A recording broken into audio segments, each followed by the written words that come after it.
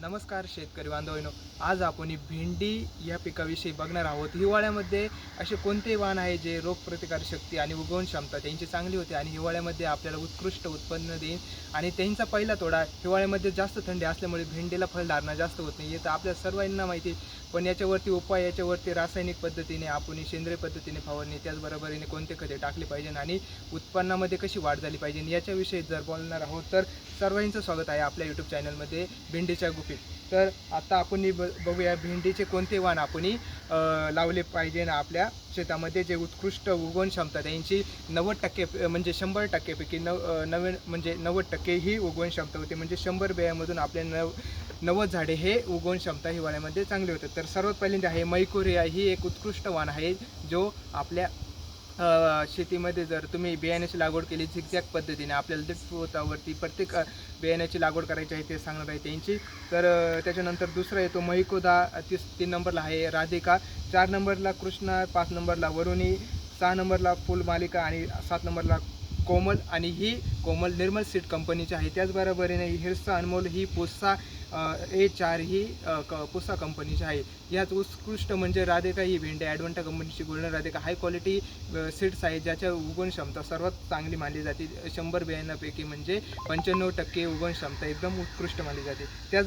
त्याचबरोबरीने आपण आता लागवडीच्या वेळेस ना हिवाळ्यामध्ये तुम्ही सहजासहजी बेडवरती भेंडी मल्चिंगवरती लावली पाहिजे, अन्यथा तुम्ही पाण्यावरती सरी ओरंब्यावरती लागवड टाळावी, हे माझं वैयक्तिक म्हणणं आहे. कारण की हिवाळ्यामध्ये आपल्याला जास्त उत्पन्न नाही भेटत आणि ॲव्हरेजला पण कमी राहणार आहे. त्याच्यानंतर आपल्याला झिगझॅग पद्धतीने आणि किंवा एका भेंडीच्या अंतरमध्ये 1.5 फूट अंतर ठेवायचे, झिगझॅग पद्धतीने लागवड करायची आहे. आता भेंडीला आपण जमिनीच्या तयारीमध्ये आपण शेणखत टाकू शकतो.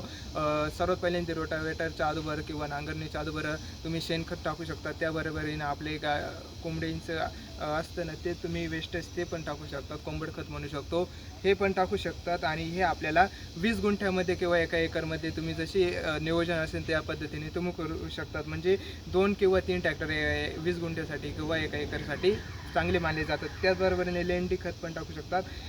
तुम्हाला रासायनिक खतांमध्ये आता बेसल पेरणी ज्यावेळेस आपण लावणार आहे त्यावेळेस आपल्याला DAP पोटॅश हे 50 ग्रॅम 25 किलोग्रॅम असे करायचे आहे. त्याच बरोबरीने आपल्याला हे झाला आपला लागवडीच्या वेळेस पहिला तोडा. त्यावेळेस नंतर आपला पहिल्या खुरपणीच्या वेळेस आपल्याला युरिया त्याच प्रमाणे हा 40 किलोचा द्यायचा आहे, हे आपल्याला लक्ष ठेवायचं आहे. तर आता हा आपला पहिला खुरपणीच्या वेळेस झाला. त्याचबरोबरीने दुसरी आपल्याला वाढ करायची असेल त्यावेळेस सल्फेट ऑफ पोटॅश हे 20 ग्रॅम द्यायचं आहे. भेंडीची गुणवत्ता व पानांची तहारदा व त्याच्यावरती लवती आकर्षण असते ना, ती वाढवण्यासाठी तुम्ही हे करू शकतात. भेंडीला जास्त फुले आणायचे असेल तर तुम्ही खतांमध्ये 19-19-19 आणि त्याचबरोबरीने 10-26 या खतांचा, दाणेदार खतांचा जर वापर केला तर तुम्हाला योग्य उत्पन्नाची हमी निश्चित होणार आहे शेतकरी बांधवांनो. त्यामुळे तुम्ही या दाणेदार खतांचा वापर निश्चित केला पाहिजे. त्याचबरोबरीने आता आपण जर इथे थंडी दवामुळे जास्त धोका असतो ना, त्याच्यावरती आपण हेक्साकोनाझोल 5 ml 10 लिटरमध्ये आपल्याला घ्यायचं आहे. त्याचबरोबरीने मॅक्सोजे 25 ग्रॅम 10 लिटरमध्ये मिक्स करून याची फवारणी तुम्ही करू शकतात. आणि तुम्हाला जर भेंडीच्या मुळाची गुणवत्ता वाढायची आहे, तुम्ही हे फवारणी म्हणजे ती खते सांगितली आहे 10-26-19 या खतांचा वापर तुम्ही करू शकतात. काही खते असे आहेत जे खूप महागाचे असतात पण गुणवत्ता ते ड्रिप इरिगेशनमधून तुम्ही देऊ शकता. ड्रिपमधून मल्चिंगवरतीच भेंडी लावली पाहिजे, अशा काळात ड्रिपमधून तुम्ही पंपाद्वारे ते देऊ शकतात. त्याचनंतर आपला पहिला तोडा या सर्व वाणांचा होणार आहे 45 दिवसामध्ये. आणि भेंडीला उत्कृष्ट नियोजन जर तुमच्याकडे असेल तर तुमची परफेक्ट हिवाळ्यामध्ये म्हणजेच बेसल डोस, त्याला खत व्यवस्थित जर लिक्विडमध्ये देणार आहे आपण पाण्यामध्ये, ते योग्य असेल. आणि भेंडीची जर तुम्ही काळजी घ्यायची असेल त्याच्या बाजूचं गवत आणि मल्चिंगवरती केले असेल तर तुमचा पहिला तोडा 47 ते 45 दिवसामध्ये हमखास होणार, ही आपली गॅरंटी आहे. त्याचबरोबरीने गुणवत्ता तुमची वाढणार आहे फळांची. या सर्व टिप्स मी तुम्हाला सांगितलेल्या आहे. त्याचबरोबरीने तुम्ही सर्वात पहिल्यांदा हे 3 वाण निवडले पाहिजे माझ्या मताने. ज्या वरच्या 7 ते 6 वाण सांगितले होते त्याच्यापैकी राधिका ॲडव्हान्टा कंपनीचे गोल्डन आणि मैकोरिया आणि त्याचबरोबरीने आपली पुसा A4 ही पण भेंडी गुणवंत आहे, जी आपल्याला एकदम लगत भेंडी येते. याच्यामध्ये जर विचार केला ना आपला या तिन्ही गोष्टींचा म्हणजे तिन्ही बियाण्यांच्या वाणांचा या अशा चांगल्या कंपनीच्या गुणवंत बियाणे तयार करतात आणि आपल्याला भेंडीमध्ये जवळपास आपले किती तोडे होतात माहिती का? या सर्व वाणांचे जर विचार केला तर 60, 70 किंवा 80 अशा प्रकारे होतात. यांना बाजूला पण फुटवे येत असतात. त्याचबरोबरीने साईडला फुटवे आले की यांना पण बाजूला खूप भेंडे येतात. म्हणजे आपल्याला सरळ एकाच शेंड्याला भेंडे लागत नाही. त्याचबरोबरीने आपल्या साईडला पण 4-5 एका वेळेस भेंडी लागू मिळत असते. अशाच पद्धतीने तुम्हाला व्हिडिओ मिळत जाईल आपल्या भेंडीविषयी.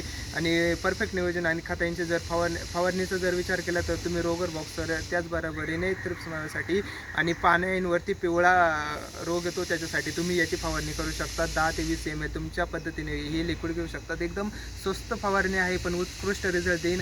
त्याचबरोबरीने तुम्ही म्हणजे आपले रासायनिक न करता जैविक पद्धतीने फवारणी करायची असेल तर नीम तेलाचे तुम्ही किंवा रोईचे पाण्याचा वापर करून तुम्ही त्याला गरम करून त्याचं पाणी टाकून ते पंपामध्ये जर मिक्स केलं ना त्याचा फवारा केला तर तो भेंडीच्या पानाखाली जो काळा मावा असतो त्याच्यावरती सर्वात चांगला. आणि त्याचबरोबरीने लिंबाचा पण पानाचा तुम्ही याच्या पद्धतीने उपयोग करून गरम करून तो मारू शकतात. हे आपले जैविक पद्धतीचे झाले. आणि खतांमध्ये तुम्ही पण लेंडी खत टाकू शकता.